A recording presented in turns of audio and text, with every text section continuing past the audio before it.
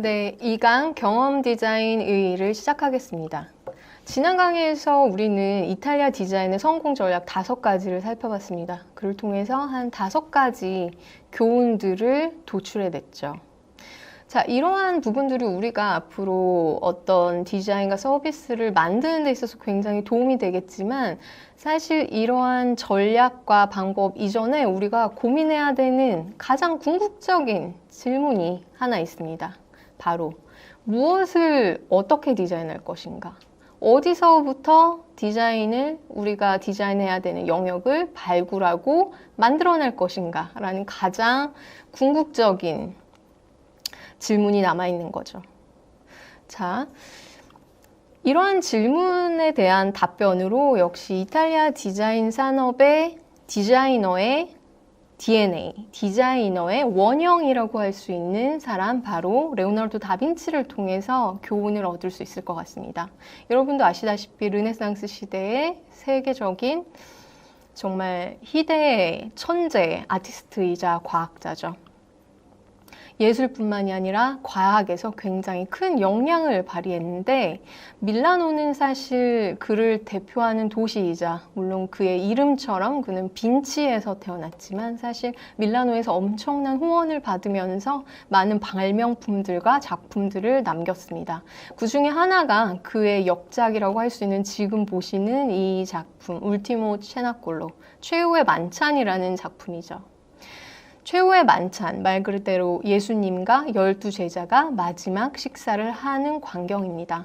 여기에는 굉장히 그 시대로서 혁신적인 아이디어가, 또 기법이 담겨 있어요. 먼저 예술사를 공부를 하신다면 스푸마토 기법과 공기원근법이라는 것을 레오나르도 다빈치가 만들었다는 걸 알 수 있는데, 저 뒤에 있는 풍경이 굉장히 몽환적이면서 마치 그 거리감이 멀리 느껴지면서 굉장히 사실적으로 다가오죠. 이러한 기법, 윤곽선을 뭉개서 굉장히 신비한 느낌을 만드는 방법을 레오나르도 다빈치가 만들었고, 사실 모나리자의 그 미소 같은 경우에, 오묘한 미소 같은 경우에 입꼬리가 약간 불분명한데 그 경우에도 약간 스푸마토, 이렇게 약간 뭉개는 화법을 통해서 신비함을 담아내고 있습니다. 바로 레오나르도 다빈치의 시그니처라고 할 수 있죠. 물론 그런 장점이 있지만 여기서 여러분이 집중하셔야 되는 부분 중에 하나는 바로 저 뒤에 창문을 설치했다는 그 장치 자체에 있을 것 같습니다. 자, 사실 이 전 시대에 이 최후의 만찬을 그리는 그림에는 항상 성인과 예수님 뒤에는 어떤 이런 아우라를 표시하는 링이 있었어요. 이것이 바로 이 사람은 성인이다, 위대한 존재다라는 걸 보여주는 표식이었죠. 그러나 실제로 우리가 그 옛날에 그 성인들을 만났다고 했을 때 그들 머리에 그런 띠가 있었을까요? 없었을 겁니다. 그러나 그림의 표식으로서 사실 어떤 약간의 미신적인 영역으로서 표식을 위해 다른 아티스트들이 그걸 그려왔던 거죠. 근데 레오나르도 다빈치는 여기서 과감하게 이것을 없앱니다. 정말 현실처럼. 하지만 뒤에 저렇게 빛이 들어오는 하늘을 매치시킴으로써 그 가운데 있는 사람이 예수다, 굉장히 절대적인 힘을 가진 신비한 존재라는 걸 부각시킵니다. 굉장히 사실적인, 과학적인 방법으로요.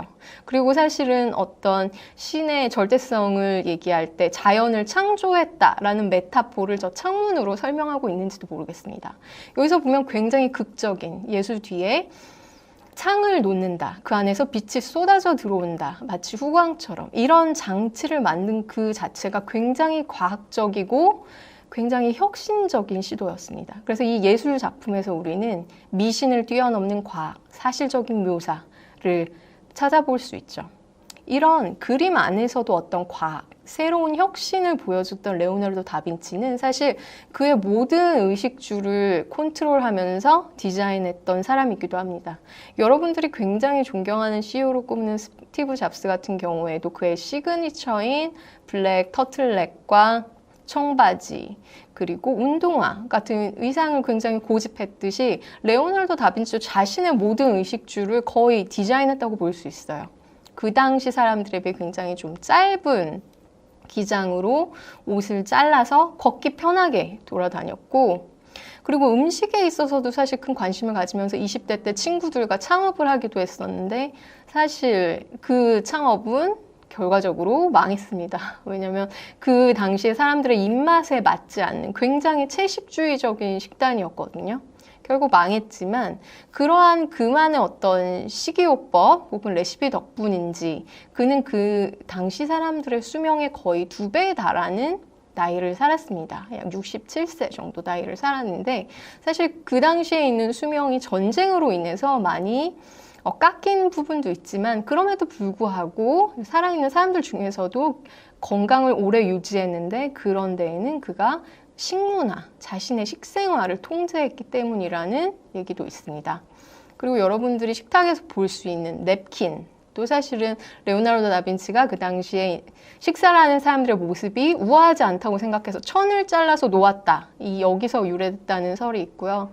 또 먹는 게 되게 지저분해 보여서 삼지창을 축소해서 포크를 만들었다라는 설도 있고, 그리고 중국에서 만들어지는 면을 보고 영감을 받아서 이탈리아 밀가루로 만들어서 먹을 수 있는 끈, 스파고 만지아빌레를 만들었다는 기록이 있는데 그걸 근거로 들어서 이것이 스파게티의 기원이다.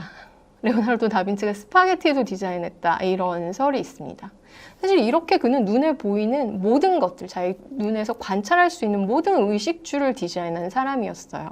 때문에 우리는 2강, 3강, 4강에서 레오나르도 다빈치와 같은 방식으로 의식주에서 파생되는 기존에 없었던 새로운 영역을 창직하고 디자인하는 그런 사례들을 현재 우리 근처에서 벌어지는 사례들을 살펴보고 그러한 사례를 살펴보면서 어떤 새로운 관점이 이 사이사이에서 발생을 하고 있는지 우리는 어떤 관점으로 기존에 없던 새로운 시장을 찾아내고 가능성을 찾아낼 수 있는지를 함께 생각해 보는 시간이 될 것 같습니다.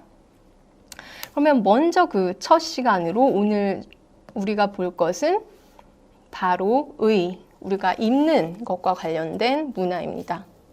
보통 우리가 의를 생각했을 때 이렇게 입는 것, 일반적인 의상, 굉장히 아름답고 보기 좋은 편안한 의상 혹은 IT를 하시는 분들은 웨어러블 로봇을 생각을 하실 것 같습니다. 그러나 오늘 보게 된 두 명의 인물은 사실 굉장히 좀 남다른 관점에서 이 입는 문화를 새로운 영역을 그 안에서 창작해내고 있는 사람들입니다. 먼저 첫 번째 패션 디자이너 이리스 반 헤르펜을 소개하겠습니다. 이 디자이너는 네덜란드에서 활동하는 디자이너인데요.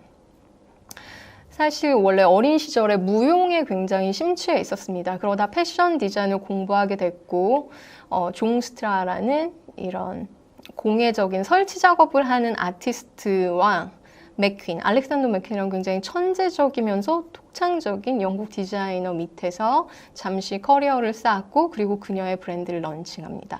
이런 어떤 수공예적인 또 미래적이고 아방가르드한 정신이 그녀 안에서 뒤섞여서 또 그녀의 어떤 신체나 동작에 대한 무용에서 나타나는 동작에 대한 관심이 반영되면서 굉장히 독창적인 패션 세계를 보여줍니다. 바로 지금 보시는 이런 의상 같은 거죠. 어떤 인간의 종을 변이 아닌 듯한 굉장히 독특한 형상의 의상입니다. 사실 그녀는 패션 디자이너 중에서 제일 먼저 최초로 3D 프린팅이라는 산업에서 사용되는 방식을 통해서 디자인을 한 디자이너 중에 한 명입니다. 하지만 그녀가 보여준 이런 약간 다소 그로테스크하고 굉장히 독특한 디자인들은 굉장히 미래적인 시각과 또 그런 3D 프린팅을 사용하고 있기도 하지만 그 동시에 본인의 수작업을 하나하나 수작업을 통해서 굉장히 공예적인 기법을 통해서 이런 독특한 미학을 만들어냅니다. 마치 물이 튀기다가 멈춰있는 느낌이라든지 어떤 다른 종의 생물에서 보여지는 뼈가 이렇게 나열된 형태라든지 뭐 이런 방식이죠.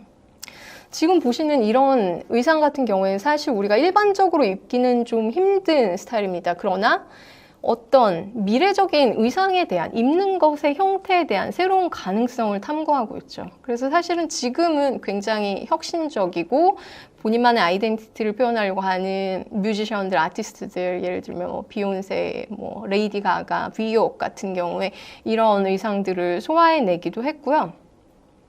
그녀는 계속 이런 새로운 가능성, 어떤 형태의 기존의 틀을 넘어서는 새로운 형태와 소재를 개발하고 있습니다.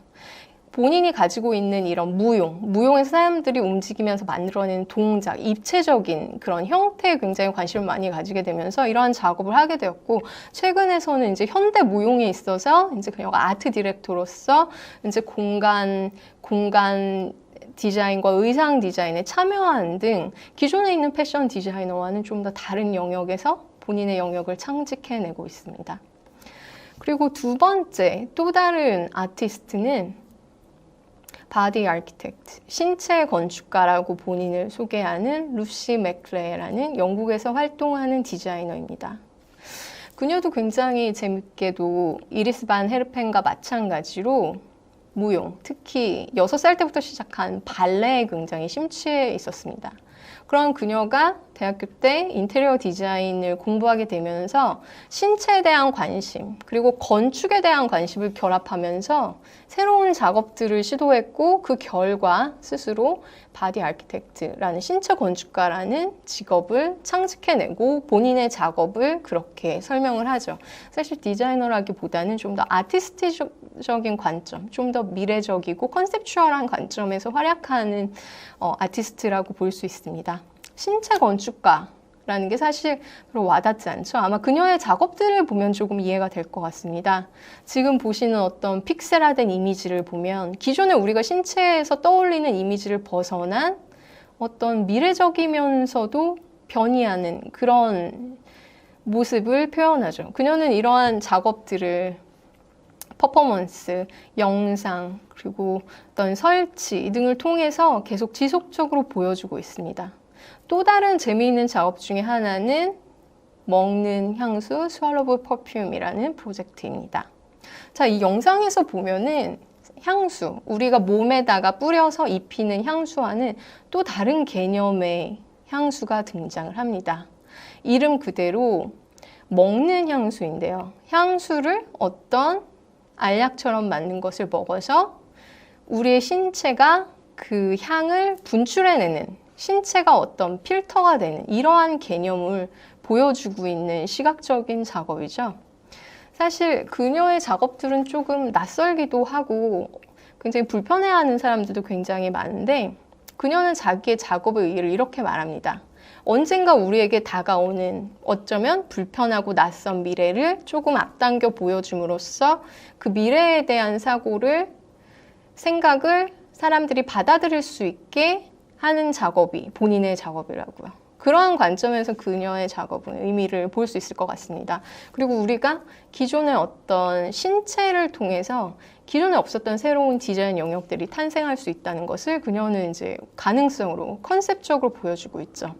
또 다른 지금 작업 같은 경우에는 이런 화장대 풍경인데요. 이 시각 작업에서 사실 화장대에 앉아있는 어떤 여성은 손에 젓가락을 들고 있습니다. 마치 식사를 준비하는 것 같죠. 여기서 보여주는 것은 이 파우더룸에는 화장품 대신에 어떤 먹을 수 있는 음식 같은 것들이 놓여 있고, 또 어떤 얼굴에 마스크를 통해서 이제 새로운 형태를 바꿀 수 있을 것 같은 그런 도구들이 보여집니다. 아마 미래에 있어서 우리가 생각하는 그런 뷰티의 영역이 화장품을 그냥 얼굴에 입히는 단계가 아니라 어떤 것을 먹어서 발산시키는, 또 입혀서 형태를 바꾸는 형태로 진화할 수도 있다는 사실을 그녀는 여기서 좀 보여주고 있고요.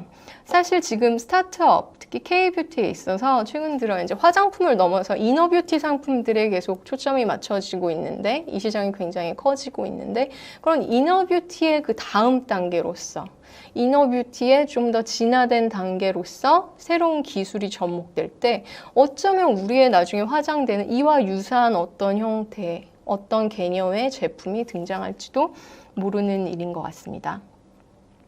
그녀의 이런 신체에 대한 관심은 이런 신체를 필터화하는 작업, 신체를 변형시키는 작업을 넘어서 우주 시대를 대비하는 우리의 신체와의 관계에도 확대되어 있는데요. 지금 보시는 The Institute of Isolation 같은 이 영상 작업에서는 바로 그녀만의 스터디를 보여줍니다. 이 작업을 위해서 미국의 나사와 같이 협업을 했는데요. 굉장히 독특한 것은 나사에서 과학자가 아닌 아티스트인 그녀를 어떻게 협업의 대상으로 이런 리서치를 했다는 것이 굉장히 흥미롭습니다. 이제 우주에 대한 여행이 굉장히 가까워진 지금 시대에 있어서 우주 안에서 벌어지게 될, 우주 여행자가 겪게 될 그런 신체적인 변화에 대해서 우리는 좀 더 실질적으로 느껴야 하는 단계에 와 있는 것 같습니다. 그래서 그러한 관점에서 착안한 그녀는 이런 인공적인 구조물을 만들어서 그 안에서 우주와 비슷한 형태, 그 안에서 이렇게 적은 공간에서 뭐 운동도 해야 되고 이동도 해야 되고 중력이 없는 상태에서 새롭게 신체가 지구에서 겪지 않은 상황을 겪게 되는 그런 과정들을 훈련하는 모습들을 보여줍니다. 그 과정에서 어떻게 느끼는 인간의 심리적인, 신체적인, 사회적인 그런 어떤 감성적인 부분들을 한번 생각해 보는 계기가 되는 것이죠. 직접 이 영상에서 그녀는 이제 이 기구 안에서 신체를 움직이고 또 통찰을 얻고 또한 그 우주를 이동하는 우주선 안에서 느끼는 그 환경들을 체험해 봅니다.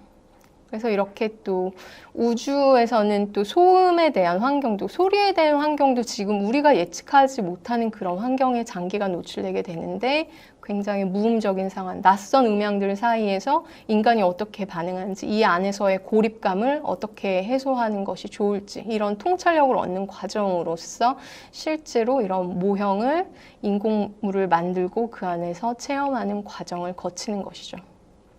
지금 우리는 의 부분에서 이 두 명의 작가들, 굉장히 실험적인 두 디자이너와 아티스트를 살펴봤습니다. 이들이 보여주는 디자인은 사실 우리가 지금 당장 입고 나가기에, 당장 사용하기에는 사실 조금 요원한 것들이죠. 그렇지만 분명히 그 좀 더 앞선 방향에서 우리가 어떤 통찰력을 가질 수 있도록 관점을 시사해 줍니다. 우리가 앞으로 기존에 있는 의에 대한 영역을 벗어나서 고정관념을 깨고 그 사이사이에서 파생되는 새로운 시장들, 새로운 경험들, 그 안에서 소비자들이 필요로 하는 그 단계별로 필요한 경험들을 이제 미래 SEO 분들은 준비를 하고 만들어야 된다는 것이죠. 오늘 이렇게 의 부분의 대표적인 작업들을 살펴봤고요. 여러분들 과제를 통해서 더욱 학습을 심화하시길 바랍니다. 감사합니다.